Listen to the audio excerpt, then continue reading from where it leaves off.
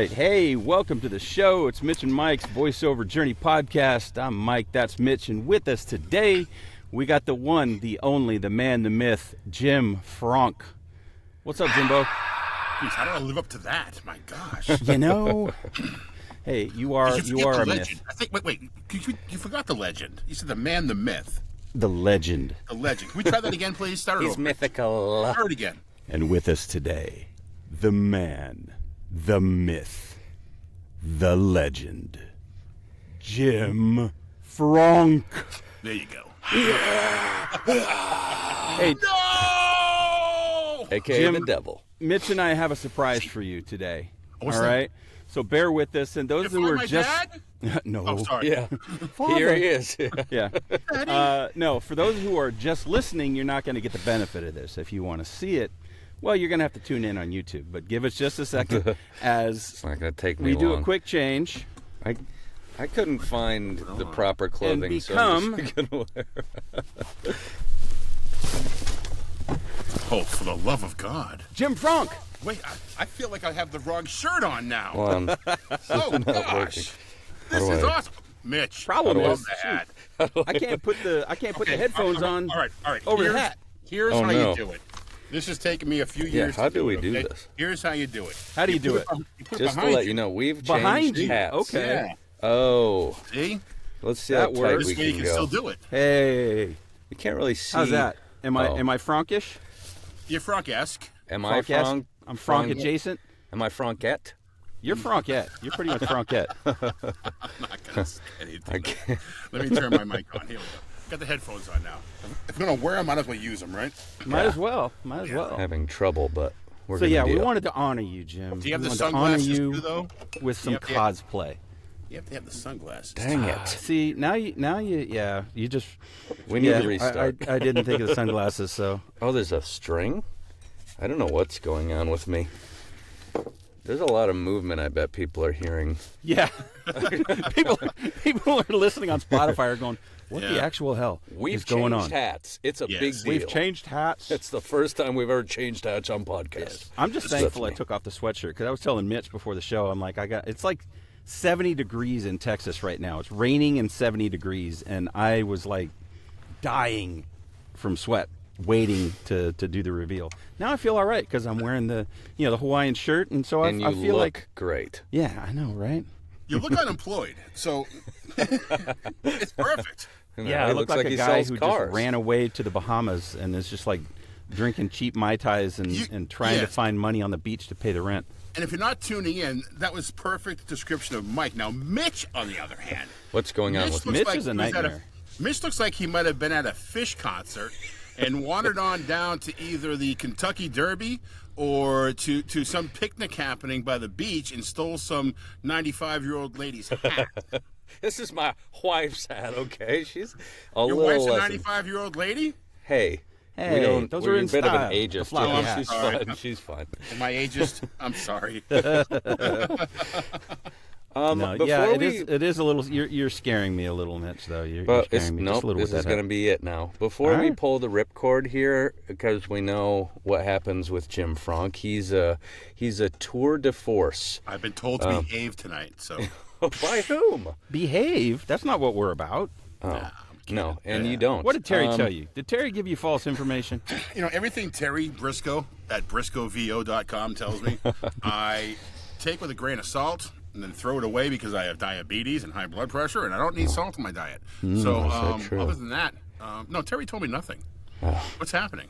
Pull the Right cord. now, I just wanted to say out loud that of all the VO people I've met in my travels, my 5 years of VO travels within my booth, Can I I've stop you for never. 1 second? Hold on. Do I need a lawyer? Okay, cool. Go ahead. You're gonna need a big smile as we can. All right, go ahead. Maybe some whiskey. I don't think I've ever met a more tenacious voice actor / businessman who is on the tip of everyone's tongue at all times. It's almost as soon as I started. I heard Jim Fronk in many different circles, so congratulations. I wish Mike got that soundboard thing for more claps, but Yeah, I know it's on here.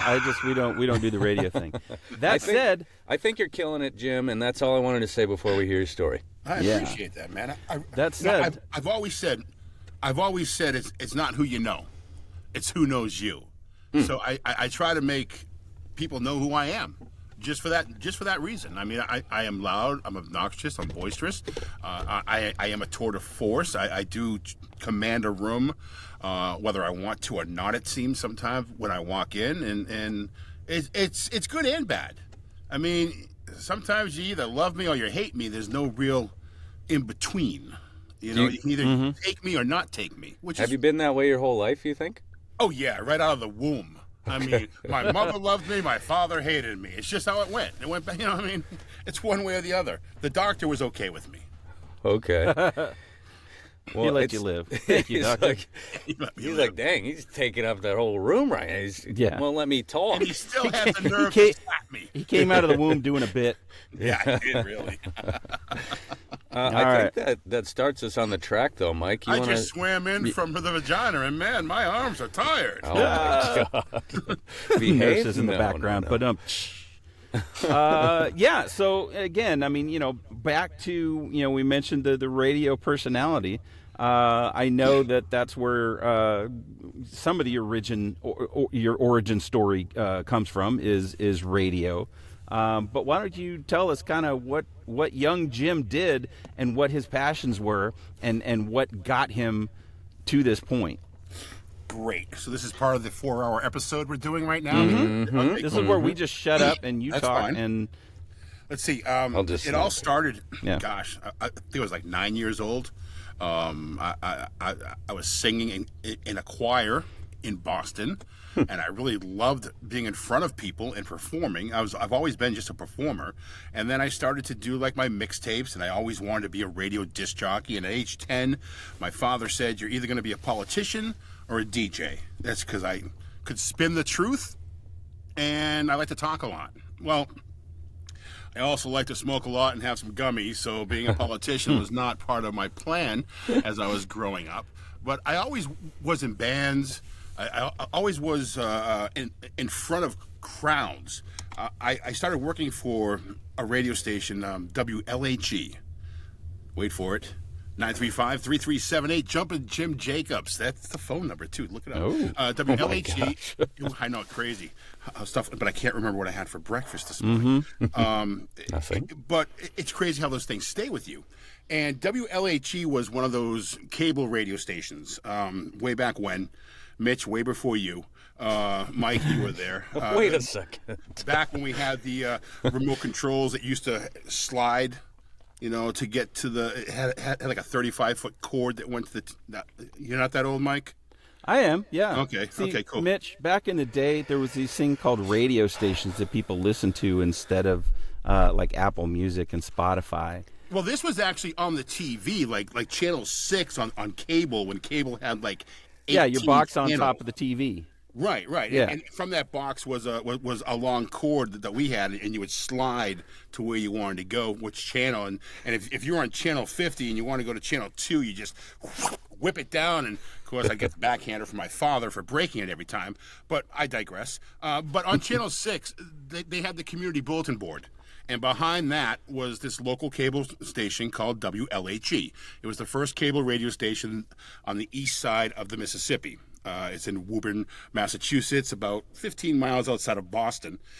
And I was a junior in high school at a party, and I was just being me. And the older brother of the guy having the party was a lawyer for this little radio station and said, "Hey, you want to try out for the radio station? Looking for a DJ." Dang, at 13? No. I was a junior. Oh, okay. Dang, at 14? Okay. Junior? Dang, at 22? Yeah. I was a junior, so I was 37.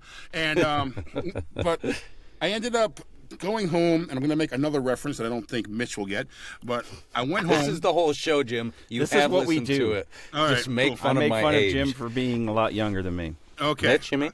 I don't Mitch, think I'm younger yes. than you, Mitch. See, that's an age thing. I totally forgot your name, Yeah. Frank. Frank. Yeah.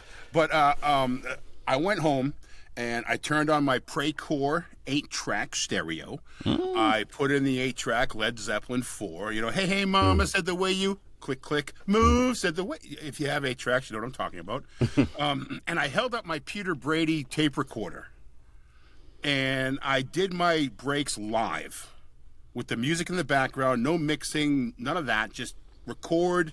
You know, try to hit the weather, hit the post, do all that stuff. I sent it in, and they gave me the job. They changed my name to Jim Jacobs because they didn't want a high school kid to be known was working there, but yet they gave me the big Saturn 1980s flashy radio jacket with my name on it. Dang, and nice. I DJ'd all the parties at high school. So, yeah, people knew who I was. I got out of radio for a bit, and just because there was really no money in it back then. And I started doing stand-up comedy. I was in and out of bands. And all throughout my stand-up comedy, I would go to radio stations, and I would do interviews and always talk about getting back into radio. I miss radio. And I turned 35, and I said, you know what? If I'm going to do this, I might as well do this now. So I ended up going to Connecticut School of Broadcasting just to get the internship because I was already working on software that was higher than they had for mixing and things because of the bands and things that I was working with. And I went there. I got a job in Boston at WRKO working weekends.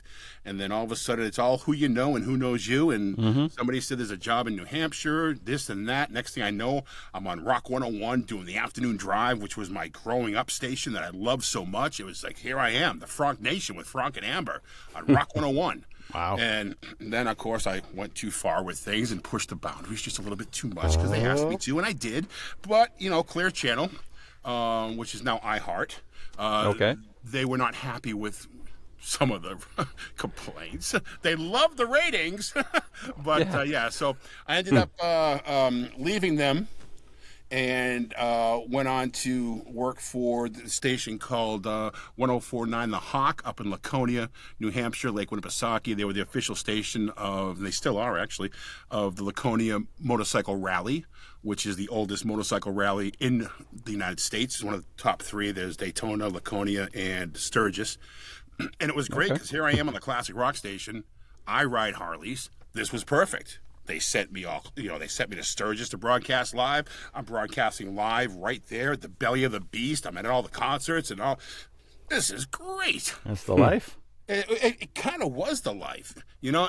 And then, well, that was about a 60-minute ride for me to get to every day. So I wasn't living in my listening area, which was okay. But within the same company, a job opened up. And I was in the listening area, and they wanted me to be program director as well and do morning show. I'm like, okay, now we're talking. Oh, and you can pick your host, your co-host too. I said, now we're talking. So that became something that I loved because I was in the listening area, so people knew who I was. You know, my daughter did cheerleading, so I would announce the football games. You know, I mean, and people knew that it was Jim from Frank FM. Yeah, it was called Frank FM. They wouldn't let me say Fronk on Frank because they thought people would be too confused. But I always said that Frank FM was one letter away from being great. That'd be the O. That's right. Yeah. Yeah. So fast forward 2018, I've done morning shows, talk radio. All of a sudden, you know, technology catches up with people, and I was in a 10 by 10 room talking to myself, and I got sick of it. So now I'm in a 5 by 8 room talking to myself. Even but better. It's padded better, so I don't hurt myself when I bounce off the walls. Radio just got so impersonal to me. You know, I mean, I love the interaction. I love doing, you know, morning show, doing bits, callers calling in, talk radio. Let's talk about a subject. Let's have some fun, you know. And technology caught up, and you know, money went down. And whenever radio stations try to save money, they don't hire more salespeople to sell more spots. That would just make too much sense. Yeah, they would fire people. You know, when I started working for this one company, I was hired as an afternoon DJ. By the time I left that company, I was program director, office manager. I was production director. I did promotions on the weekends. I was morning show. I was afternoon drive on this other station. I was evening on 4 other stations, all for the same amount of money, basically, that I was making 10 years prior. And there was probably about 7 or 8 other people that had full-time jobs. I just got sick of the grind, and if I wasn't getting the performing high from it, if I wasn't getting that rush, one of the biggest things entertainment-wise for me is when I performed comedy for the first time in front of a crowd of 5,000 people. And when I got that first laugh, that wave of laughter that just engulfed me and just overtook me, that became my drug of choice. Then the dispensary moved in down the street and we changed things up a little bit. But at the time, that was my drug of choice. And so to not be able to have that kind of interaction, that kind of spontaneity in doing comedy and bits with things we're doing on the radio and callers calling in, because you never know what the caller's going to say, and without that aspect, I decided to leave radio on my terms, especially because at the time, you could hear me on, I want to say probably 9 different stations in 6 different states at the same time on any given weekend. During the week, you could hear me on a talk station and a classic rock station in the same city at the same time. That's a lot of Fronk. It's a lot. It's too much Fronk and Fronk for anybody to Fronk with. Oh, by the way, Fronk could be a noun, a verb, an adjective, an adverb. Use it I'll be sure to use it as such. Yeah. So I got out of that, and I say passion. Radio is a passion. It's like going out. It's like being in an abusive relationship that you never want to leave. But I did walk away from it because I found a new passion. I started flying drones, and I started flying some pretty big real drones, not over New Jersey, but I started flying some drones, and I got hooked up with this guy who got me some work doing cell tower inspections. I started doing thermal imaging and like roofs for insurances for hotels and things.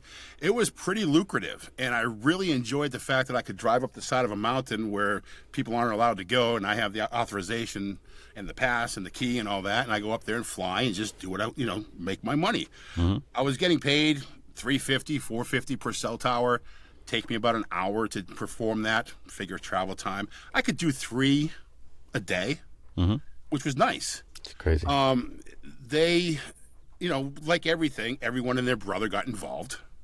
Started buying drones, started flying drones, and all of a sudden, now we're going to 5G, and Verizon and T-Mobile, they're putting all these new towers up, and we've got 50,000 towers. So instead of paying you this much, we're going to pay you $75 to $125. Didn't even cover the insurance for the day, because you got to carry like a $2 million policy. Priced you right out.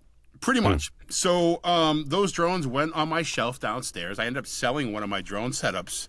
It was a 4-foot wingspan drone. It had a thermal camera and a night vision camera. And I sold that and bought my daughter a brand new Jeep Renegade. And Jeez, it was just gonna sit on in another 3 months, it'd be so antiquated that I would not be able to sell it. I was actually surprised that I sold it for what I did, and at that price was about 40 cents on the dollar too. I unloaded a bunch of other things, so now at one point I had more money in drones than I did Harleys, and at the time I had 3 Harleys. So And you can use those to fly up radio towers and stuff too. No, right? Mitch, Harleys don't fly. No, but if driven correctly, and if you get the right velocity and the right wind speed behind you, you can crash horrifically into the side of it, Mitch. Whoa. Okay. Well, I guess if you let me borrow one, I can give it a shot. Yeah. Bye, Mitch. Actually, I did have a question. Back to the radio, because radio is always so intriguing, and as a kid I did have radio. You guys, by the way, I listened to it. We had 89X here. That was a big one for me, or the Riff. When I was a kid. Yeah. When I was a kid, Back in my day, our top 40 radio station, well, first of all, wasn't existed because top 40 radio wasn't invented by then. But the station that played the music was an AM station out of Boston. But go ahead. And it sounded like anyway. Yeah, pretty much. What I've heard in VO that sometimes being a disc jockey or DJ for the radio can hinder you because you have a certain type of speech. But what do you think you pulled from that? I heard a little bit already, but what do you think you pulled from that has helped you into this field that we're in? Well, Mitch, I have no idea what you're talking about when you say we have some sort of strange cadence, and I'm not quite sure what you mean by voice. Yes, my first coach, Tim Powers, every time that I would, and fortunately he was and is a radio guy. Right. So every time that I would slip into, that voice, he would just interrupt me and go, "Next up is the Doobies," and I'm like, "Screw you." So it took a while to beat that out of me, but it's not out of me; it's just controlled. So there are spots out there that require that. Exactly. There are. I mean, I've been doing pretty good in the Tier 3 automotive sector, which is like Nashua Kia's having a sale. So Right. it's that hype. It's that radio, because there's no video to go with, and it's always a hype. It's always a hype sale. Radio spots are different for the most part than TV spots. In radio you have to have theater of the mind, so you have to color it a bit more. Right. Not as much as we did back in the 80s, 90s, and even early 2000s. It's still a conversational read, but there is a little bit more salesy to it, a little bit more emphasizing you and that you wouldn't say if it was a TV spot, because you can be seen and it's okay. As opposed to you can be seen and it's okay. Because you're trying to paint that picture, theater of the mind with radio. So, yeah, it's gone-ish. I can always fall back on it, and I'm actually kind of psyched because from what I've heard from Trends is that salesy kind of slickery, announcery read is coming back on a small percentage. And sometimes ironically, I think. Yeah, which exactly. is It's like I've heard from people that the couple of people that I know maybe have read for a role, and it says conversational, and we don't want that radio announcery voice, Right. and then they don't get the part, and then they hear the spot on the radio, and it's a radio and it's announcery you, voice. Jim. And that's because the client doesn't know what he wants. What they want. Yeah. They never know what they want. And when it comes down to that's usually what my second read is now. So if I get something that says, and we all know where they come from, non-slickery, non-announcery, she's a good friend of mine. But it's she's going to be on my show next month. But anyhow, like this Amex commercial that I have up in front of me. I was in a class, and this happens to be here. Like, I would give the read as the specs would be like, if I had my own credit card company, well, I'd be up front with people. Tell them the rules up front. Yada, yada, yada. My second take, I actually do this. I actually go, 106.3 Frank FM, #1 with classic hits. If I had my own credit card company, I'd be up front with people. And I try to use kind of a DJ, but conversational DJ. Right. Because doing the morning show, it was that. You had to say your words correctly. And being from Boston, I couldn't say park the car. I had to say park the car. If I had my own credit card company, as opposed to credit card company. Credit card. So I give the read as they want it. And then, like I said, I actually give that 106.3 Frank FM or 104.9 The Hawk, Fronk, with you hanging out here on the lake. You know what? If I had my own credit card company, I'd be up front with people. And I try to give that DJ feel voice, but still try to keep it a bit conversational.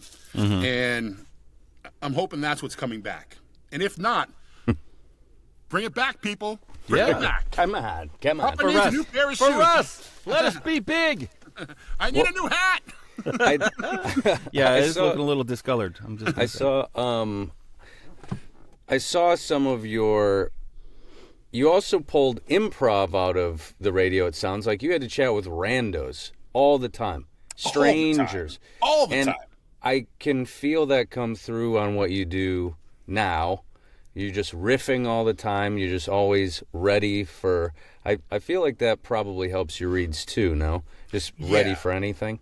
Yeah, see, that helps and hurts, believe it or not. Improv always helps. One thing that I brought with me from radio was the ability to read about 5 seconds ahead of what I'm actually saying. Yeah. Because a lot of times they'd be like, here, read this live. And so I'm scanning for punctuation, I'm scanning for breaks, I'm scanning for capitalization, as I'm reading 5 seconds earlier. Right. So that would disconnect me from the reads. I had to learn not to do that. And having said that, I forgot what your question was. I think you That's said it. age, Mitch. Yeah. That's No, what age does to you. The gummies just kicked in. Hold on, guys. Whoa. So the question again was, yeah, Improv spontaneity. from radio. Spontaneity, improv, right. I mean, I've always been a spontaneous guy. I've always been that off the cuff. I never really studied in school. I always just knew stuff and was able to, bullshit my way through things. Can I say bullshit? You can say whatever you Yeah, want. Mitch says it all the time. All right, well, cool. So I mean, Mike doesn't swear because we're not adults. no, anywho. But, so when I did stand-up comedy, we used to do some things, which was a lot of fun. Open mic night sometimes, Faneuil Hall. We used to go up there and have contests as to see how long you could be on stage without doing any of your quote material. Yikes. So just go up there and work the crowd. Yeah. You could pull somebody else's joke, some other comic, and you could give them the side eye when you do it. But you try to work the crowd as much as possible. There's a lot of times that I would go up on stage and I would have a 25-minute routine that I would do a half hour and maybe only use half of it because I know where I'm starting, and this goes in everything. Like this show, I know where the show started and I know where it's going to end. How we get there all depends on who lets me drive. Yeah. Or who doesn't drive. So it's the same thing when it comes to the comedy show, and also when it comes to doing scripts that I'm doing cold reads on.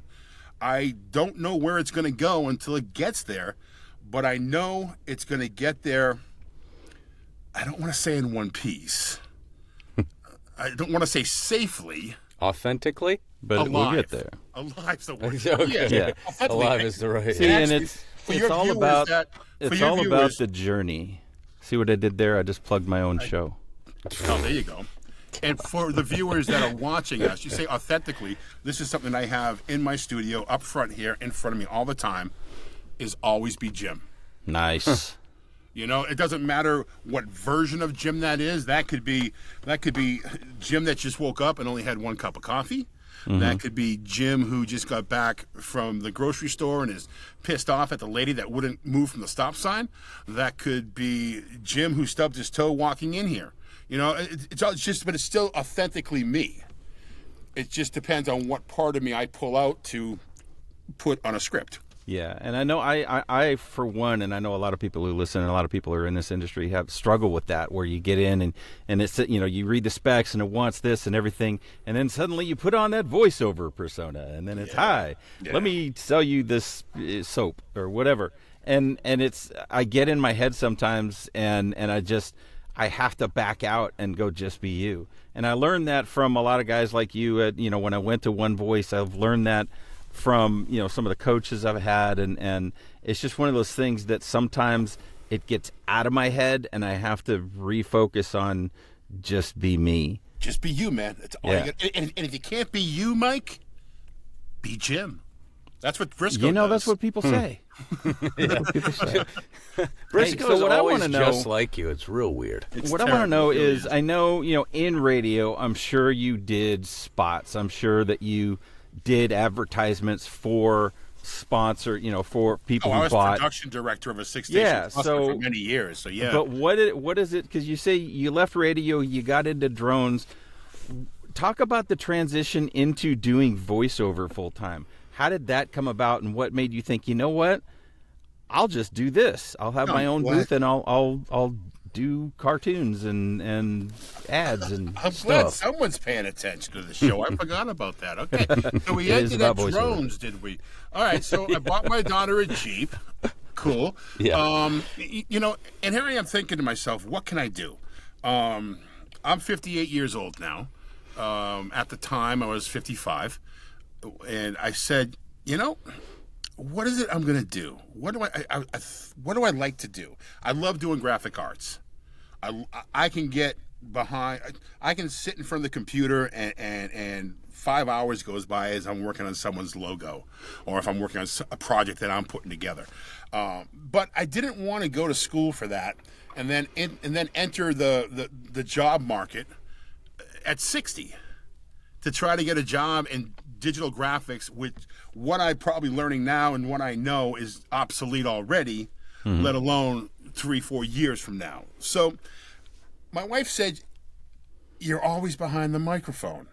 Your whole life you've been behind the mic. And I actually had a bumper sticker that said, that I had made, behind the mic is my happy place.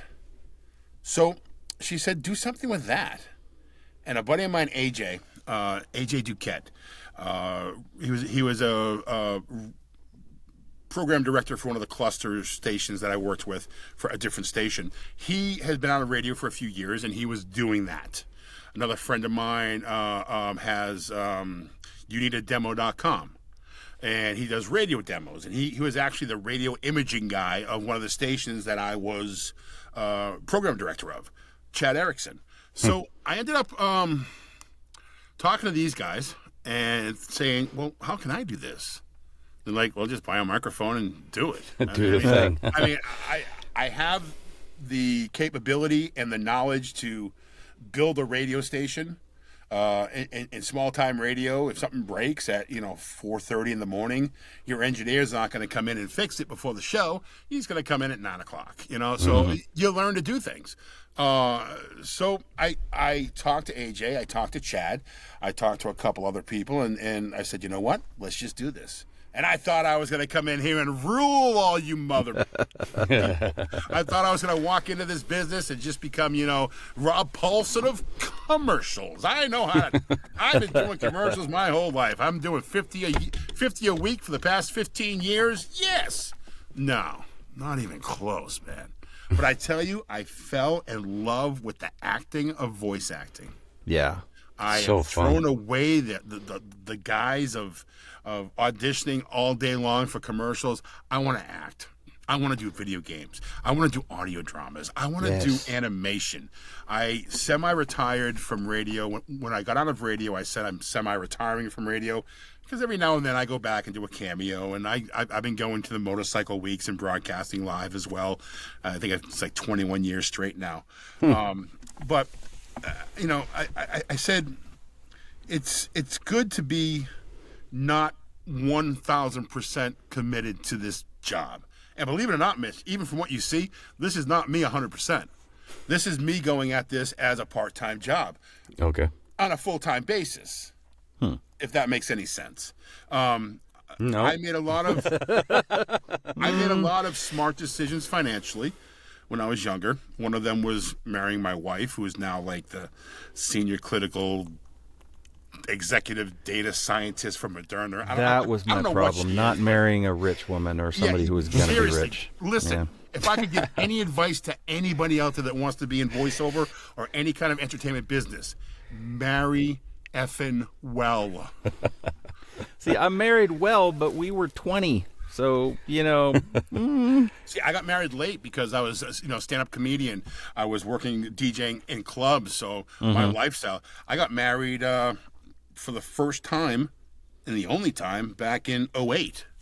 So, wow. I'm 58 now. Do the math. I don't know. I was 40-something.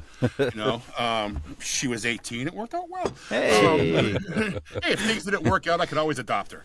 But, all right, Woody. Yeah. So it's just been something that I'm able to go at and go at the fun side of it, and I'm really enjoying it. I do enjoy money. Don't get me wrong. I do like working. I love getting the emails and the phone calls saying you booked the gig. I do the grind. I do put in all the hours. I do all the jobs that a voice actor has to do. I have my own video podcast that I do. I'm now plug that if you would. the Microphone Insider video podcast. You can check us out at themicrophoneinsider.com. We have all kinds of industry guests. We are on vacation right now until we come back on the 9th of January. Must be nice. And it's every other Thursday. My boss is a really cool guy. Yeah. So we come back on the 9th, and we come back with dubbing queen Jessica Blue. After that, we're going to have Tim from Timprov, who was my first coach. Tim was one of our first actual guests. There you go. And then we have one of my favorite people in the world, Tina Marasco, coming in from Sound and Fury. And then we've got the big lobster guy himself coming in at the end of February, JMC. JMC. There you go. Come in. And you know what? The funny thing is, when we had JMC on before, like about a year ago, we all put on suit jackets and we talked about getting bald heads, but it was just too. It was too. It's a bit much. That's a lot of work. Yeah. Kind of stuff the hair up and all that. Yeah. So. But yeah, I hate to, I don't know, give you too many compliments at one time, but. Go on. The Microphone Insider is also such a fun listen because it's like a party. Whereas this is like chilling with the boys. Yeah. Listening to you guys banter. I listened to the last one and you're talking about freaking. Tell me what we were saying, Jim. Was it cream stuff on my brown bits? Wow, I literally just watched that today. and I'm sitting there and I was watching it while I was working, and all of a sudden you and I'm sorry, your co-host is Lee, is it? Rebecca Lee. Rebecca Lee, yeah. And Lee. she said that, and you were like, hold on, and you guys went off on that for like 10 minutes, and then Jason came on and he started talking about it. I'm like, holy smokes. Oh, Jason gave the call back like 10 minutes later. Yep. So I'm waiting to see the T-shirts that you promised. Cream sauce on my brown bits. Yes. That's what it is. Yeah. Which I think is going to be the episode title of episode 2 for Topaz and Stillman. Yeah. That's so cool. You know, you talk about the spontaneity. You have to have room for that to grow. The reason why we started the microphone, I started the Microphone Insider podcast is because I missed the radio dynamic. I missed the morning show. And I can feel that. It was always Jim and Bethany, Jim and Sarah, Fronk and the Zoo. I mean, whatever it was always Jim and something, and I missed that. So, and you play off Rebecca so well. Well, she's very new. We actually it actually started off with Grace Newton and Terry Briscoe and I. We did our first season. We ended it after July, and when we came back in September, Grace wanted to focus more on the Facebook page and getting information out there. The Microphone Insider. Right. Originally, Grace came up with an idea for a Facebook page called TMI. Because you can never get too much information, and she just wanted to put a bunch. And I said, cool. And we talked about it, and we formed it, and we got it up and running. And then I was like, I really want to do this podcast. And I'm trying to think of names and show names. And I'm like, you know what? Let's just do TMI. We already have a built-in audience, because at the time we had like 300 people on the Facebook page. I'm like, look, let's just do TMI. And I'm like, the TMI is kind of a weird thing. So my mind, being the program director, you always have to think of contests and, Guitar Rock Heroes weekends, and you have to write all these little promos and things. TMI. I woke up one night, the Microphone Insider. TMI. There's a reason for it. Those middle of the night ideas. Yeah, pretty much. So we end up doing that, and the spontaneity of it all is that we don't go planned with anything. All we really have planned is that we're going to say hello.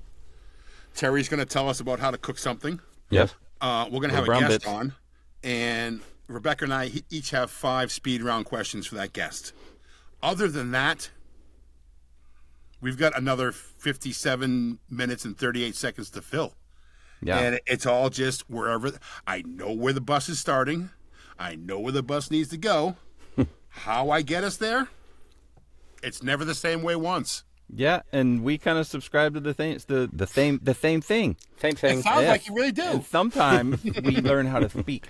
Yeah. But yeah, and that's where, Mitch and I came in is we don't have radio backgrounds. We don't have it. We're just like, let's do a podcast. And we just started. It was just the two of us, and we just started talking, and then we got to the point where we're like, let's have some guests on. Yeah. And it's taken off, and so it's great. We're on. I saw you as part of it. We got tabbed for VO Radio, so we're going to be on that starting on January 5th on the weekend rotation. So we're excited about that. Send your stuff in already? Yeah. Oh, well, yeah, in that sure case, did. let me give a plug for VO Radio because I am one of the panelists Monday and Wednesday from 5 to 6 Eastern Time on Let's Talk VO on VO Radio Online. And I'm also the Microphone Insider is going to be part of that weekend podcast starting in January. January 5th, and I'm also a feature contributor there, something called Newbie Nation, talking about all the mistakes I made and don't spend the money that I spent because I spent my wife's money. You may not have that. I'm not going to let you spend my wife's money. Okay. But I talk about different subjects, websites, obviously, because I do help people build websites. I have websites for VO.com where I don't want to be your web guy, but I want to teach you how to build your website and how to maintain it, how to expand it, and to take control of your online presence. I've been very fortunate that people like Kristen Paiva and Dave Fenoy have given me rave reviews. I've built their websites for them. I'll be Did you do Tada's website too? I did not do Tada's website. Oh, okay. No, but I am talking with Tada about offering my class to its clients, as you and I are both part of the clients there. Yes, sir. So I am talking with Tanya about that. I want to get her on the show too. That'll be fun. That'd be great. Yeah. Hey, Mitch. Lots of fun. How about you get her on our show? Okay, I'll give it a Just saying. shot. Okay. You got. I'll give it a dang shot. All you got to do is ask. Yeah. I tell people this all the time. I am not an introvert. I understand that. Do I understand the introvert? Absolutely. I married one. My daughter is one. My wife and daughter thrived all throughout COVID. My daughter did 2.5 years of college through COVID. We graduated with a 4.0. I mean, it's. I am not that person. I need interaction. And again, the gummies kicked in. I forgot what we were talking about. You understand introverts. That's how we. Extroverts, introverts. Yeah. Just ask, Mitch. Yeah. Just ask. That's being how I in got the radio Jim. business Yeah, and it's gonna talking happen. to people. I've interviewed hundreds, thousands of celebrities, and they're just people. So when I came into this business, I got my demos back. My first demos, it was March of 2022. And I was driving home from New York City. Went down with the wife and daughter. We went and saw Aladdin on Broadway. It was like a Tuesday thing. And I'm driving home, and I'm listening to Clubhouse. And on Clubhouse was J. Michael Collins, Ann Ganguza, Liz Atherton, love Liz, and a couple other people were part of the round table. I never heard of any of them. But my buddy AJ that I mentioned earlier, when I talked to him, he said, "Oh, have you ever heard of J. Michael Collins? I'm training with him right now, man. You got to find out who this guy is." Well, a week later, I'm driving home from New York City, and I hear J. Michael Collins is on this podcast. So, it was a live thing that you raise your hand, you get to ask questions, and my question was, I just got my demos back. How do I know if they're any good? Little did I know that I had a couple of demo producers on the panel. I had no idea back then. So J. Michael Collins, we talked a bit, but we had a conversation back and forth over the course of 2 or 3 days of him taking my demo, listening to it, and giving me the good, the bad, and the ugly. And there was a lot of good. There was some bad. And he made some suggestions on rearranging a few things. But that opened up a relationship that I now have with JMC, that I've been to his house. I've been on a couple of retreats with him. He does the, Ask JMC Anything with Gravy for the Brain. I show up to those. He's like, "Why are you here? You can just call." So it's, the point that I'm getting to is, don't be afraid to go say hello to somebody at a conference. Yeah. Set your goals high. Dave Fenoy was on my list of people that I wanted to know. Little did I know that we would become brothers from another mother.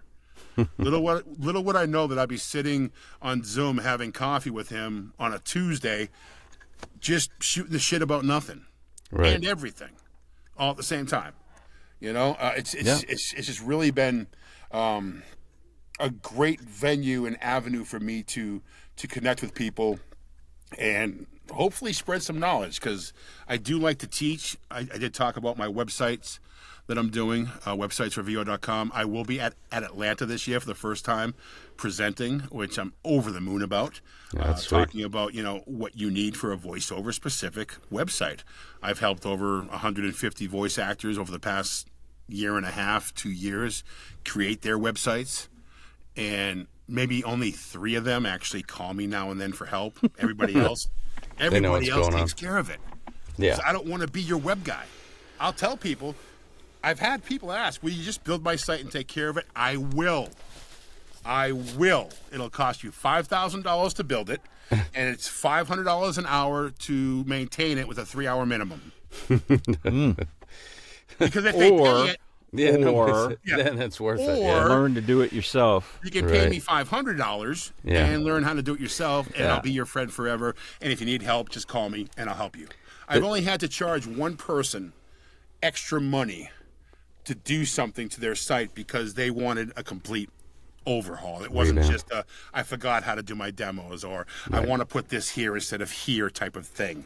It was I want to change everything about this, so but other than that, that is a good segue into my final question. I'm sure Mike has at least 300 more. Let me get my list. Yeah, get that list while I ask this. So, is this live? This is, everyone's listening. This is live? Cool. No, it's not. No. Dude, you have to go we live. don't do that yet. We're not in that league No, yet. we don't have to do anything, Jim. This is our show where we take it and we manipulate it, and everything you say can and will be used against you on Thursday. I just cut everything up and make it say what I want to say. We're live because editing sucks. I'm just going to say it. Well, he doesn't do much. Hey, you know anyway. what? We don't go live and we still don't edit anything. Unless I say something, real naughty, he doesn't edit me out. Back to you, Mitch. Just a question. It's actually Which, by the way, before you ask the question, let me just point out for those of you who can't see, Mitch's sun hat has turned into a sombrero somehow. So no, he looks like Sergeant Agon from F Troop. Do you remember like Speedy Gonzalez? I mean, you want to go that route? Sure, we can go there too. How about this? Do I look Daisy May? A little masculine? Okay, not masculine at all. All right. All right, ask your question, Mitch. Come on. What's up, Mitch?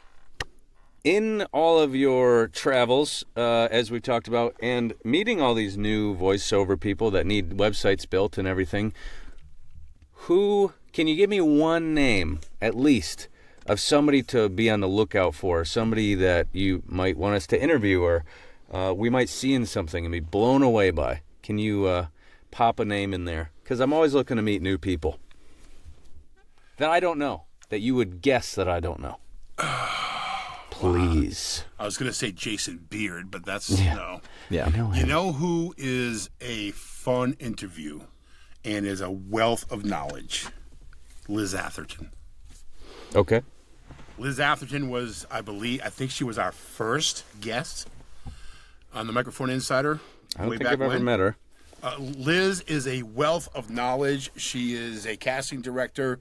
She is the co-founder of Cast Voices. And she has such a great way of looking at scripts and getting the most out of voice actors. She would be an incredible interview, without a doubt. Also, lots of fun. Jordan Reynolds. Do you know Jordan? Mm-mm. Come on. There's a lot of people I don't know. All right. He goes by the Audio Ninja. That sounds more familiar. Mara Junot. Mara is a voice actress. I'd say actress because, girl, but voice actor who has been in lots of video games and things. They're together. But Jordan's a great guy to have on. He's kind of this is live. A young. I'm just trying to give him his props without antiquating him, because he's a younger guy, but he does like what George the Tech and Uncle Roy do. Okay. But he does it, like the Apollo. The Apollo interface, Actually, when you buy an Apollo interface, one of the categories that you get for mic options are settings called Jordan Reynolds settings. And there's another one by somebody else, Brad Hagel. I forget Brad's last name. Maybe that is his last name. He's like 3 names. But yeah, so I mean, he's a guy that is really has an ear and knows tech, but he's also a phenomenal voice actor. Does a lot of commercials, a lot of character work, a lot of video games. So put those 2 on your list: Jordan Reynolds down. and Liz Atherton. And if you need me to make introductions to either of them for you, let me know. Amazing. Or we'll name drop. We may tap you on that. There, You'd be better off letting me make the introduction than name drop, because if I make the intro, they'll say, "Oh, thank you, Jim," as opposed to Jim Fronk sent you? Well, screw you. That was my Liz Atherton impersonation. Yeah, because she's from Texas, y'all. I wouldn't say that to your face, so I we look might have like a better, I'm from Texas. Yeah. better chance going through you. Oh, Liz would say that to my face too. But I definitely recommend those 2 for just for some great show content. All right. You know, thanks for the. And of course, thanks Jason for the name. Beard. I mean, have you had Jason? We had Jason on a few weeks ago. We don't talk about him anymore. Yeah, he's old hat. Yeah. Old. So wait a minute. So we had Jason before you had Jason. Let me say, I'm picking up Jim, your leftovers now. Jason's first podcast interview ever may have been on Mitch and Mike's voiceover journey. I'm just saying. Yeah, we are trendsetters. Don't book the same guest that Mitch and Bitch had on their show. Whoa! I'm all set. Okay, I'm sorry. I knew there was an alliteration there somewhere. Yeah. Hold on, Mitch and Mike. Yeah. All right. Well, hey, Mitch, is it time? It's time. Is it time? Is it Please. shot time? You getting the itch? I've been waiting. I don't know why you didn't bring it up. Because Jim's such an interesting guy. We just want to hear him talk. There's but so now, much to crack we want to open. hear him play around. So with that, we're going to, as we do, take a little pause here that will be imperceivable to those of you listening and watching. Unless you're watching, because I'm going to change my shirt. Oh, no. All right, but we'll come right back, and we'll have a little chat GPT with Jim Someone's Fronked. watching this. Okay. All right. And, hey, kids, we back. Oh, and we got something fun, because you know what?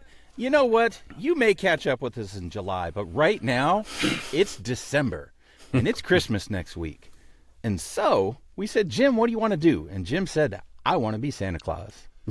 But it's not any Santa Claus you've ever heard before. Oh, no. No. Mitch, please set the scene for us. Okay.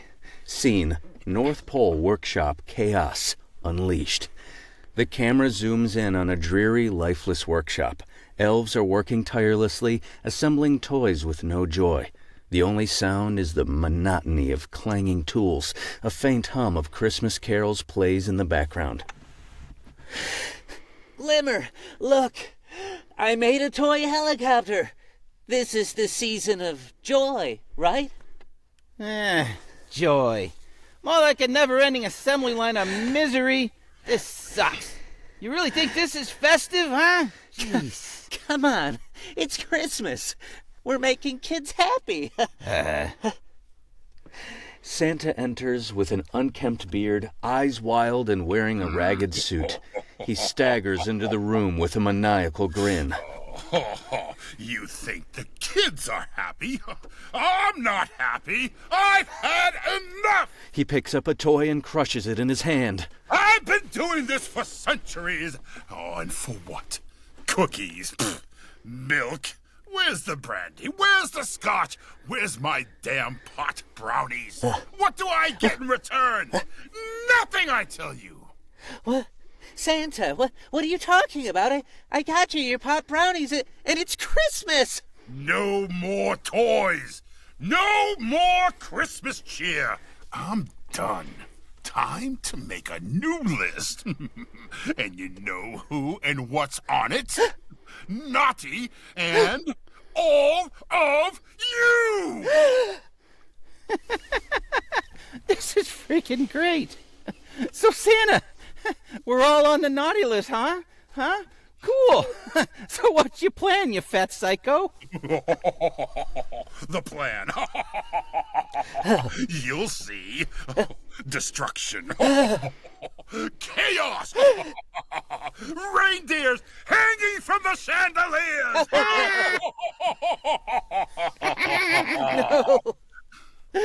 Santa pulls out a giant candy cane, turning it into a sharp, weaponized weapon. He swings it like a madman, slashing everything in sight. Santa, no! What are you doing? This is insane! It's amazing. I've never seen Santa like this, and I kind of love it.